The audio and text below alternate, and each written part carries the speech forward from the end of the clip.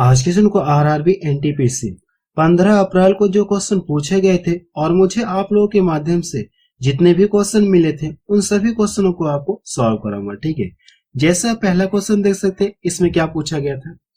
30 आदमी किसी काम को 16 दिन में पूरा करते हैं तो 20 आदमी उसी काम को कितने दिन में पूरा करेंगे, इसमें आपसे ये पूछा गया।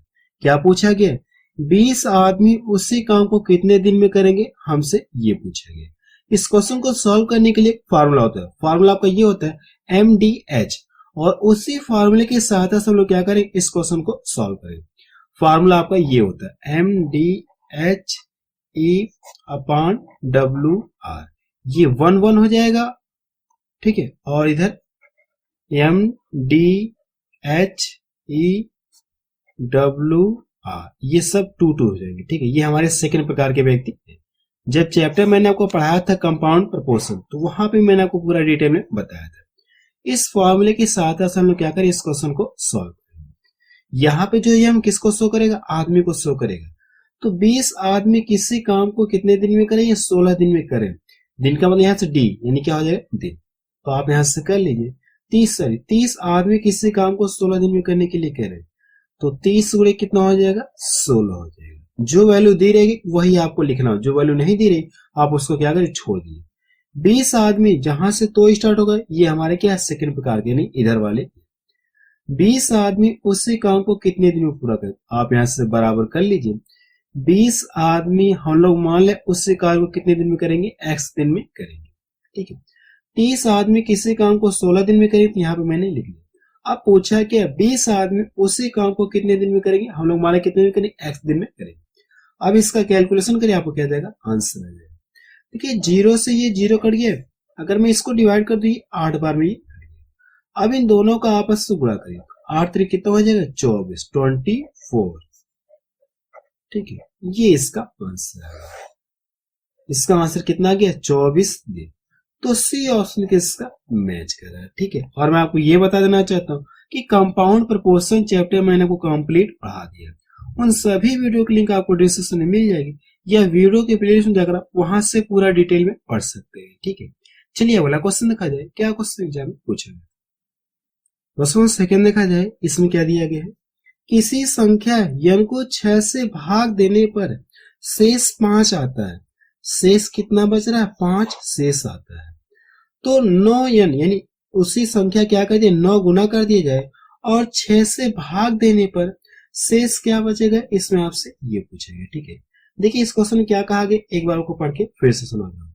किसी संख्या, और संख्या दे दी आपको n, किसी संख्या n को 6 से भाग देने पर शेष कितना बचता है, 5 शेष बचता है। अब ये कहा गया उसी संख्या का 9 गुना कर दिया जाए और 6 से भाग दिया जाए तो शेष क्या बचेगा, इसमें आपसे ये पूछेगा। ठीक है, और ऐसा क्वेश्चन मैंने आपको नंबर सिस्टम टॉपिक में पढ़ा दिया। ठीक है, नंबर सिस्टम टॉपिक मैंने आपको पढ़ा दिया, उन सभी वीडियो के लिंक आपको डिस्क्रिप्शन में मिलेगा। उस संख्या का 9 गुना करने की बजाय क्या करिए, उस संख्या का 9 गुना करने की बजाय आप क्या करिए, शेष का ही 9 गुना कर लीजिए। शेष का ही क्या करिए, आप 9 गुना करिए। अगर आप शेष का 9 गुना करें कितना हो जाएगा, 45। कितना हो गया, 45। अब इससे क्या करें, आप इसमें भाग दे दीजिए। अगर आप 6 से भाग देंगे तो 6 7 42, और कितना शेष बचेगा, 3 शेष बचेगा। कितना शेष बचेगा, 3 शेष बचेगा। ये इसका आंसर है।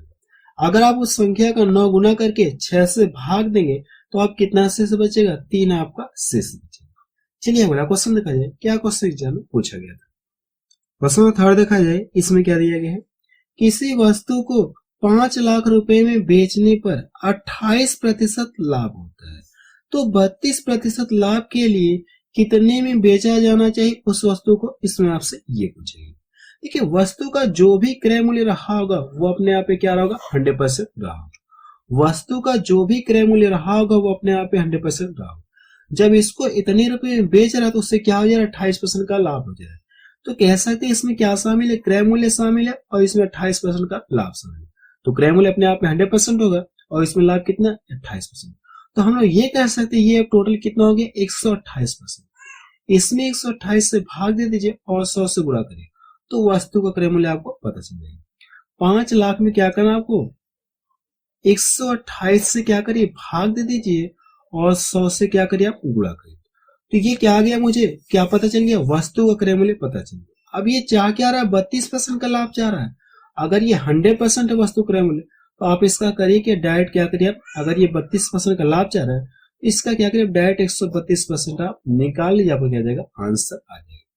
अब आप इसका कैलकुलेशन कर लीजिए, ठीक है, इसका कैलकुलेशन कर लीजिए, आपको क्या जाएगा आंसर आ जाएगा। ठीक है, चलिए अगला क्वेश्चन देखा जाए, क्या क्वेश्चन पूछा गया था।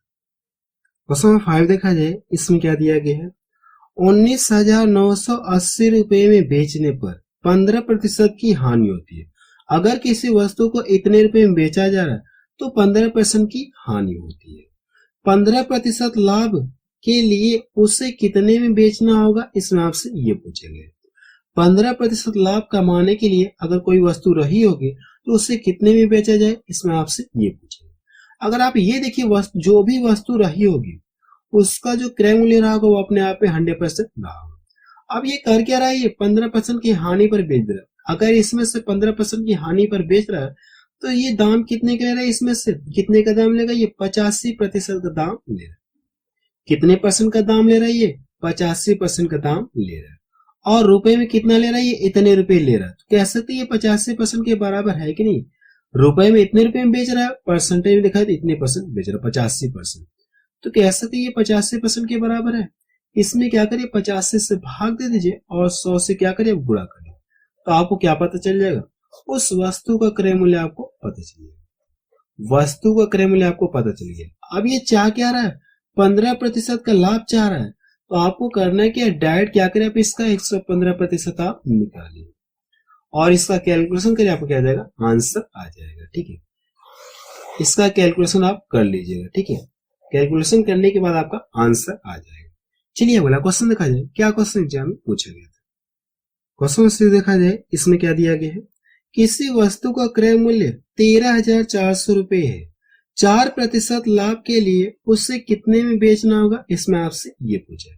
ये देखिए वस्तु का क्रय मूल्य आपको दिया है, अगर ये वस्तु क्रय मूल्य तो अपने आप पे क्या ये 100% होगा, ये क्रय मूल्य अपने आप पे क्या 100% है। अब ये चाह क्या रहा है, 4% का लाभ चाह रहा है। आपको करना है क्या, डायरेक्ट इसका क्या करें आप 104% आप निकाल लीजिए, आपको क्या जाएगा आंसर आ जाएगा। ठीक है, 13,400 को क्या करिए आप डायरेक्ट क्या करिए आप 104% आप निकाल लीजिए, बटा कितना है 100, यहाँ पे 104% का मतलब परसेंटेज हटाएंगे तो बटा कितना देगा 100 देगा। ये देखिए ये कट गया, ये 00 से 00 कट गया। अब इन दोनों का आपस से गुणा करें, जब इन दोनों का आपस में गुणा करेंगे तो 13,936 आपको मिलेगा। कितना मिल जाएगा, 13,936 आपको मिल जाएगा। ये इसका आंसर है। चलिए अगला क्वेश्चन देखा जाए, क्या क्वेश्चन एग्जाम में पूछा गया था। क्वेश्चन 7 देखा जाए, इसमें क्या दिया गया है, एक टेबल का अंकित मूल्य 400 रुपए है तो 10% की 2 लगातार छूट देने पर कितने में बेचा जाएगा, इसमें आपसे ये पूछे। टेबल का अंकित मूल्य आपको दिया है 400 रुपए और 2 बार दिया क्या दी छूट दी जा रही है, तो 2 बार छूट देने के बाद, इन 2 लगातार छूट देने के बाद टेबल कितने में बेचा जाएगा, इसमें आपसे ये पूछेगा। वैसे फिगर आपको बना दे रहा हूं, लेकिन आप एग्जाम फिगर नहीं बनाएंगे, डायरेक्ट क्वेश्चन को सॉल्व करेंगे। ठीक है, जैसे अब यहाँ पे दिया कि टेबल का अंकित मूल्य आपको दिया है, अंकित मूल्य कितना दिया गया, आप यहाँ से कितना ये 400 रुपए। अब इसमें ये कहा गया 2 बार छूट दे रहा है, ये पहली छूट कितना 10% है और अगली छूट कितना है 10% है। 2 छूट देने के बाद ये कितना में बेचेगा, इसमें आपसे ये पूछेगा। ठीक है, अब देखिए जो भी अगर ये अंकित मूल्य तो ये अपने आप पे 100% होगा, ये अपने आप पे क्या होगा 100%। ठीक है, जो भी टेबल का ये अंकित मूल्य अपने आप में 100% है। अगर इसमें 10% की छूट दे रहा तो दाम कितने का लेगा, ये 90% का दाम लेगा। तो करना है कि आप 400 का क्या करें, आप डायरेक्ट क्या करें 90% निकालिए। इतना क्लियर है। अब देखिए यहां से पहले छूट देने के बाद वस्तु का जो भी मूल्य बचेगा ये फिर से अपने आप में क्या होगा 100% होगा, और इसमें भी क्या कर 10% की छूट दे रहा है, तो फिर दाम कितने का लेगा, ये 90% का दाम लेगा। आप इसका क्या करें 90% आप निकालें। कहने का मतलब ये कि आप यहाँ पे 400 लिखिए और ये 2 बार छूट दे रहा है, तो क्या करेगा 2 बार छूट दे रहा है तो ये अपने आप 100% है, 10% की छूट दिया तो आप यहाँ से क्या करें 90% निकाले, फिर एक बार और छूट दे रहा तो आप इसको क्या करें एक बार और लिखिए। अब इसका कैलकुलेशन करिए, आपको क्या देगा आंसर आ जाएगा। देखिए 4 0 से ये 4 0 कट जाएगा, इन दोनों का गुणा करेंगे 81 मिल गया, और इसमें गुणा करें कितना हो गया, 4 एकम 4 हो गया, और 4 बटे 32, 324 रुपए। टेबल को कितने रुपए में बेचा गया, 324 रुपए में बेचा गया। ये इसका आंसर है। चलिए अगला क्वेश्चन देखा जाए, क्या क्वेश्चन एग्जाम में पूछा गया था।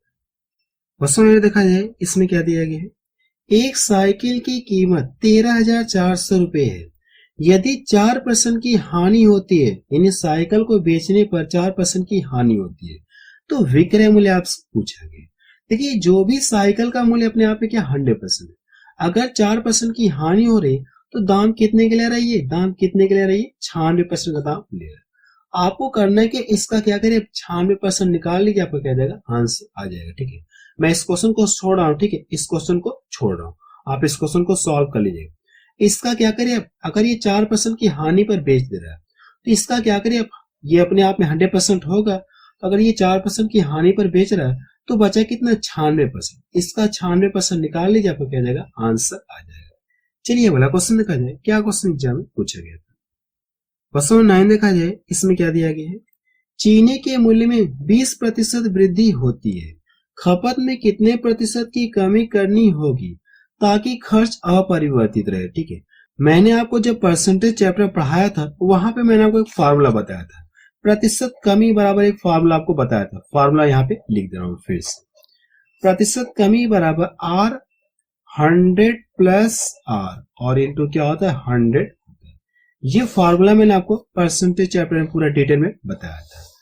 ठीक है, दो फार्मूले होते हैं, एक प्रतिशत कमी बराबर ये होता है और प्रतिशत वृद्धि बराबर। ठीक है, लेकिन पूछा क्या हमसे, इसमें क्या पूछा, प्रतिशत कमी, यानी क्या पूछा, प्रतिशत कमी।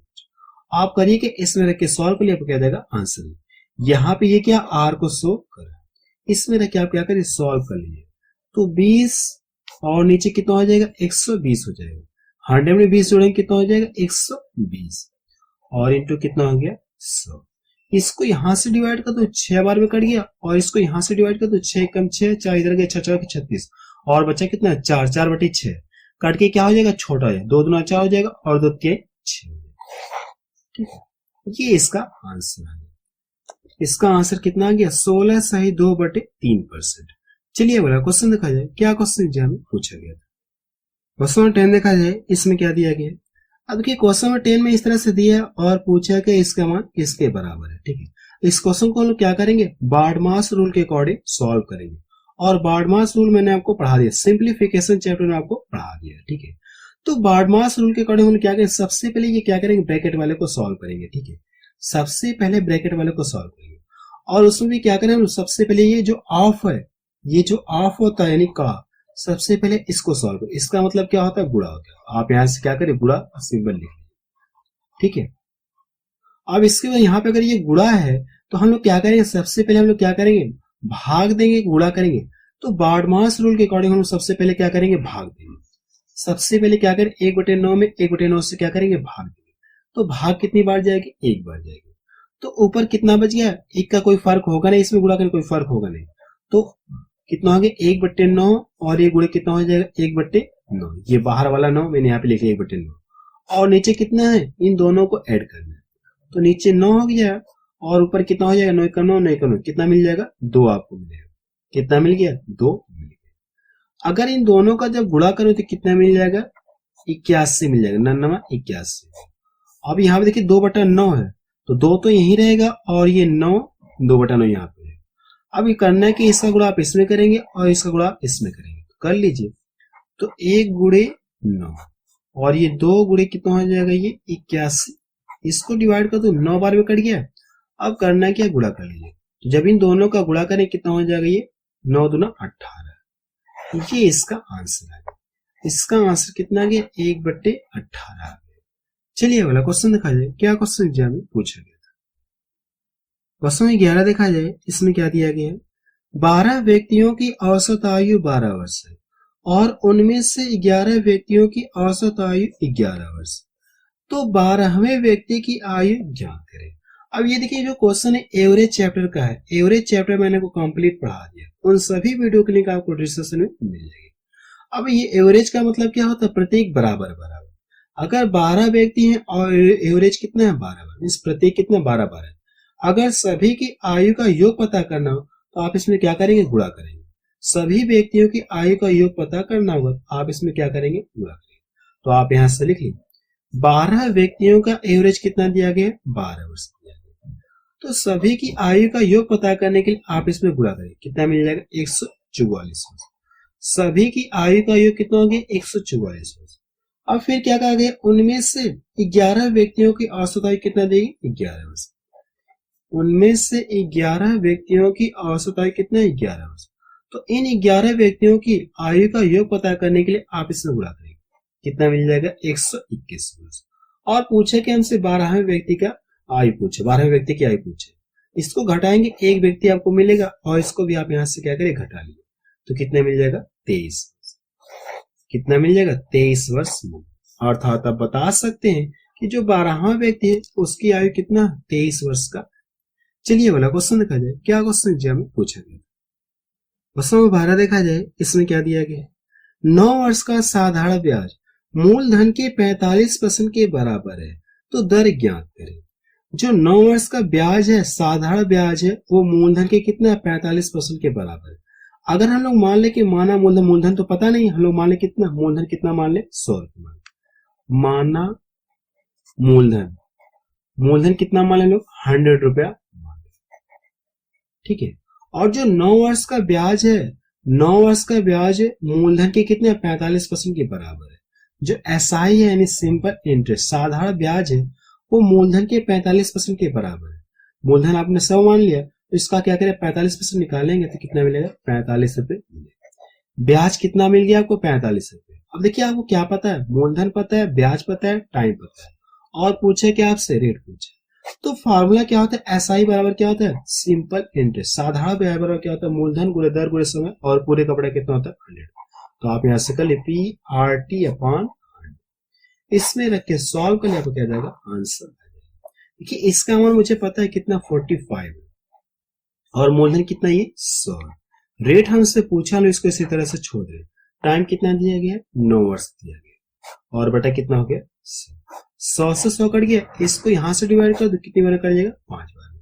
तो रेट मुझे कितना पता चल गया, 5%। रेट कितना है, 5% वार्षिक। ये इसका आंसर आ गया, ठीक है। बस अब रहने दे रहे, मुझे आप लोगों के माध्यम से इतने ही क्वेश्चन मिले थे, जिन्हें मैंने क्या कर दिया, आपको सॉल्व करके दिखा दिया। तो आप मुझे कमेंट सेक्शन में जाके बताइए कि ये वीडियो आपको कैसा लगा। और मैं आपको ये बता देना चाहता हूँ कि जिन लोगों को अगर अर्थमेटिक वाला पोर्शन पढ़ना है, लगभग मैंने आपको सभी चैप्टर पढ़ा दिया है, अगर जिन लोगों को अर्थमेटिक वाला पोर्शन पढ़ना है, उन सभी वीडियो की लिंक आपको डिस्क्रिप्शन में मिल जाएगी, या वीडियो के प्लेलिस्ट में जाकर जो चैप्टर पढ़ना आप वहां से पढ़ सकते हैं, ठीक है।